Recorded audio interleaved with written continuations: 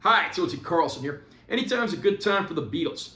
One Beatles release that came out in the 70s after the band's breakup but never got an official CD release was the Beatles at the Hollywood Bowl, the live concert album.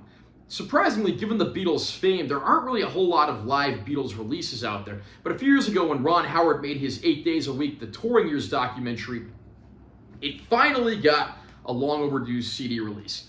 We're going to be looking today at Live at the Hollywood Bowl. I'm going to unbox this release and I will share my opinions. There's the cover, pretty similar to the documentary that this was released in conjunction with. There's the spine. Back cover's got the track list. This includes the complete original album plus 4 bonus tracks. There's also a quote here from George Martin, which I believe is taken from the original vinyl release. Inside the package, we got this gatefold there. You got printouts of what the tickets to the show looked like, and that's very cool. Here's the actual CD, pretty basic, but looks nice enough. And we got our Apple logo there, and we got some inserts here. Right here we have an ad for the Ron Howard documentary. I've covered that on this channel as well.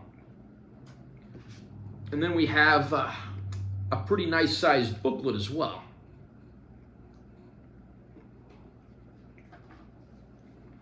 I'm not going to go through and show off every single page. I'm just going to give you a bit of a sampling. There are some nice essays and things in here.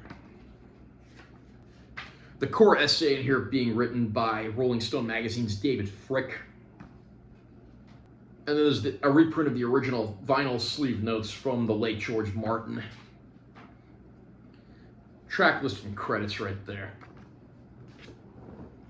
So basically, this is a Beatles live album that was filmed at the Hollywood Bowl over 4 different nights. 2 in the summer of '64, 2 in the summer of '65. And you get a pretty good track list of songs from the band's career so far. There's a list of the songs that are on here. The first 13 tracks are the original album. Again, that came out in the 70s after the band had broken up. And then you get 4 additional tracks that were not on the original album. So I'm glad to see they actually put some bonus material on here. This album didn't come out until after the band broke up because George Martin found it very hard to mix the recordings based on just how loud the audience was. That said, I think he actually did a very good job here, and it's a superb release. I'm glad that we finally got a remastered, reissued on CD version of this. The CD, of course, being produced by George Martin's son, Giles Martin. And these are very high-energy live concerts. You can tell how enthusiastic the audience is, and it's a pretty nice, diverse set list. Although it does get a little strange because they recorded parts of this in '64, parts of it in '65. So they're referring to 2 different films and albums as their new album. So that's one thing I guess they didn't really take into consideration during the editing process and making this all one concert.